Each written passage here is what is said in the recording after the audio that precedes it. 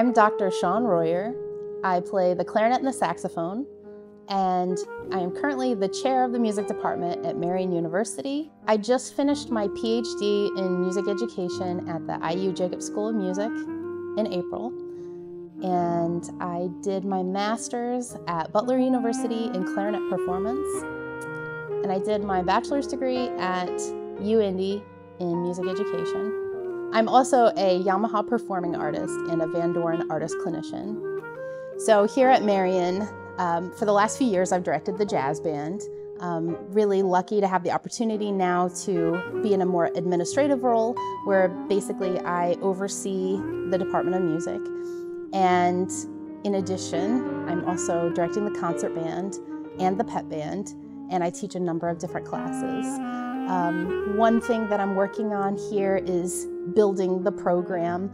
It is really exciting to see new students joining this fall and getting really excited about what we're doing. Because anytime you have a group of people together making music and they're all really excited about what they're doing, magic happens. And I love being a part of that.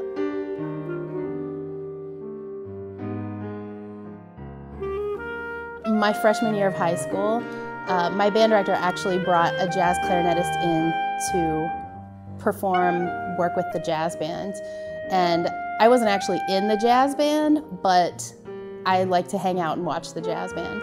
And the jazz clarinetist was Frank Glover, who, man, he was incredible. And so I went up to him afterwards and just like made a joke about how he looked like Stephen King or something. And he thought I was funny, so he asked if I wanted to take lessons with him. So I did, and I ended up being the only person that went to take lessons with him. And he ended up being such a huge inspiration to me. I heard one of his albums. It was called Something Old, Something New. And he played this version of America on it. And there's this part right in the middle where he goes up and hits this really high altissimo note in perfect unison with the piano. And when I heard that, I just got chills all over my body. I'm getting them right now just thinking about it. And I just knew at that moment, like, that was exactly what I wanted to do. I wanted to play an instrument like that well.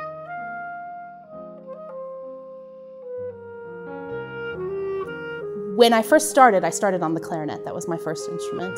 And I wanted to join the jazz band in middle school, but they told me I wasn't allowed to because only saxophones could play in the jazz band. No clarinets were allowed.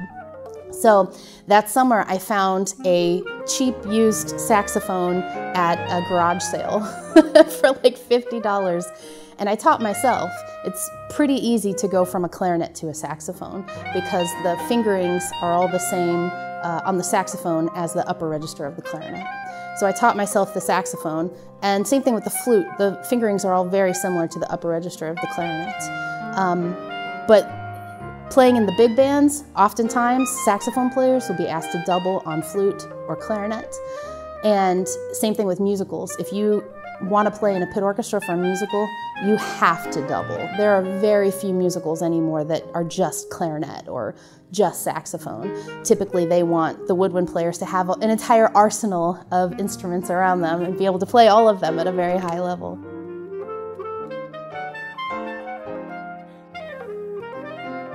Not many people know this about me, but usually the only things that I listen to are R&B, soul, hip-hop, and rap.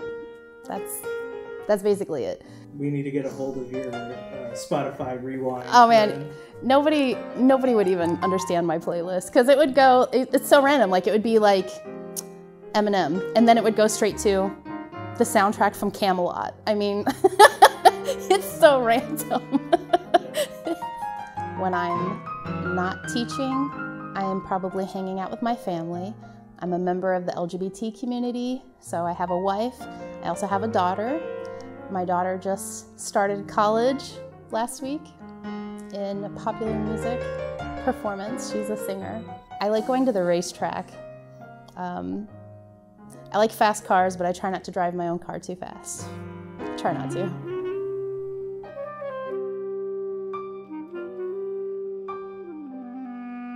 I always had this image in my mind when I was younger of like, what would success look like? And if I've learned anything in my life, it's that we take detours. You know, like things never go the trajectory that you imagine they will when you first start out on your path. But that's okay, because where I've ended up, I am so happy doing what I'm doing and where I'm at in my life right now. I wouldn't change a thing.